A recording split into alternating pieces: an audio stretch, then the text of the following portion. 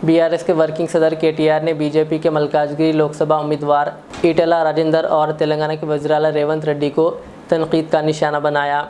उन्होंने रिमार्क किया कि राजेंदर 2023 के असम्बली इंतखाबात में हुजूराबाद और गजवेल से मुस्तरद होने के बाद मल्काजगिरी से इंतखाब लड़ रहे हैं। उन्होंने राजेंदर पर जोर दिया कि वो वोट मांगने से पहले बीजेपी या वज़ीर आज़म नरेंद्र मोदी की तरफ से गुज़िश्ता 10 साल में किए गए तरक्याती इक़दामात को वाज़े करें। उन्होंने किसानों के कर्ज़ों को कॉरपोरेट कर्ज़ों की माफ़ी को तरजीह देने पर बीजेपी पर तनकीद की।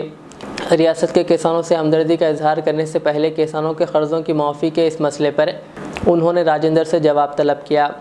क़ब्ल अज़ीं उन्होंने वज़ीर आला रेवंत रेड्डी को मल्काजगिरी से मुकाबला करने के लिए अपने चैलेंज को दोहराया। उन्होंने दोबारा जोर देकर कहा कि अगर रेवंत रेड्डी वज़ीर आला के ओहदे से दस्तबरदार होकर इंतखाबी मैदान में उतरने का फ़ैसला करते हैं तो वो लोकसभा इंतखाबात में इनके ख़िलाफ़ मुकाबला करेंगे। उन्होंने इल्ज़ाम लगाया कि रेवंत रेड्डी पार्लिमानी इंतखाबात के बाद कांग्रेस के कई एमएलएस के साथ बीजेपी के साथ इत्तेहाद करने के लिए तैयार है। केटीआर ने रियासत की कांग्रेस हुकूमत पर भी तनकीद की कि वो इंतखाबी वादों को पूरा करने में नाकाम रही, जिसमें 2 लाख रुपए के किसानों के कर्ज की माफ़ी भी शामिल है। ఇక మా ఈటెల రాజేందర్ గారు అన్న పాపం హుజురాబాద్లో గజ్వేల్లో ఓడిపోతే అన్న ఇక్కడ టికెట్ తీసుకొని వచ్చిండు. రాజేందర్ అన్నకు మొన్న నాకు ఒక దగ్గర స్పీచ్ చూసిన మల్కాజ్గిరిలో మేడ్చల్కో యాడుకో పోయిండు. పోయి పాపం రాజేందర్ అన్న రైతుల మీద ప్రేమ కురిపిస్తున్నాడు. 2 లక్షల రుణమాఫీ ఏమైంది? రేవంత్ రెడ్డి నువ్వు రుణమాఫీ చేయి, నేను తప్పుకుంటా పోటీలకు వెళ్ళని చెప్పి రాజేందర్ అన్న మాట్లాడుతుంటే నాకు నవ్వాలనో ఏడవాలనో అర్థం కాలే. ఆయన మర్చిపోయిండు పాపం ఏ పార్టీలో ఉన్నాడో. ఆయన ఇంకా టీఆర్ఎస్లో ఉన్నా అనుకుంటుండు పాపం రాజేంద్ర అన్న నువ్వు బీజేపీ వాళ్ళు మీరు రైతు రుణమాఫీ గురించి మాట్లాడితే దయ్యాలు వేదాలు వాళ్ళు ఇచ్చినట్టుంటది. ఎందుకంటే మీ నరేంద్ర మోడీ గారు 10 ఏళ్లలో ఏం చేసిండు? 14.5 లక్షల కోట్ల రుణాలు మాఫీ చేసిండు. ఎవల రుణాలు? బడా బడా బాబులు, కార్పొరేట్ సేట్లు, పెద్ద పెద్ద వ్యాపార సంస్థలు, అదానీలు, అంబానీలు, వాళ్ళ రుణాలు మాఫీ చేసిండు. గసొంటి పార్టీలో కూర్చొని నువ్వు రుణమాఫీ గురించి, రైతు రుణమాఫీ గురించి మాట్లాడితే చాలా చండాలంగా, చాలా దరిద్రంగా ఉంటుంది రాజేంద్ర అన్న. నేను ఒకటే అంటా ఉన్నా ఈటెల రాజేందర్ గారిని, నువ్వు దమ్ముంటే ధైర్యం ఉంటే 10 ఏళ్లలో నరేంద్ర మోడీ అనేట ఆయన ప్రభుత్వం ఏమి చేసింది కంటోన్మెంట్ కు, ఏమి చేసింది మల్కాజ్గిరి పార్లమెంట్ కు చెప్పి ఓటు అడుగు అనే మాట బీజేపీ నాయకుడు నేను అడుగుతా ఉన్నా. మాట్లాడితే గట్టిగా అడిగినాం అనుకో, ఏం చేసిరా మీరు 10 ఏళ్ళు ఏం బీకిండ్రంటే జై శ్రీరామ్, ఇంకా తప్పేం లేదు.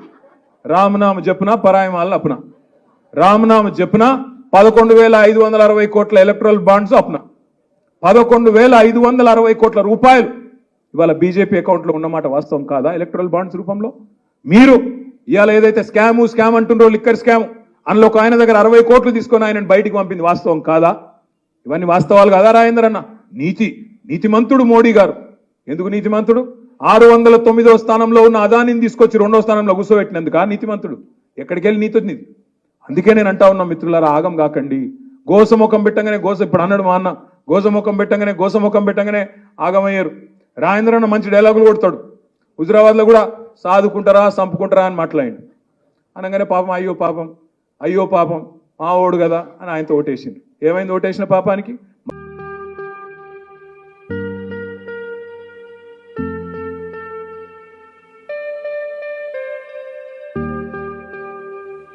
Siddique traders import and export,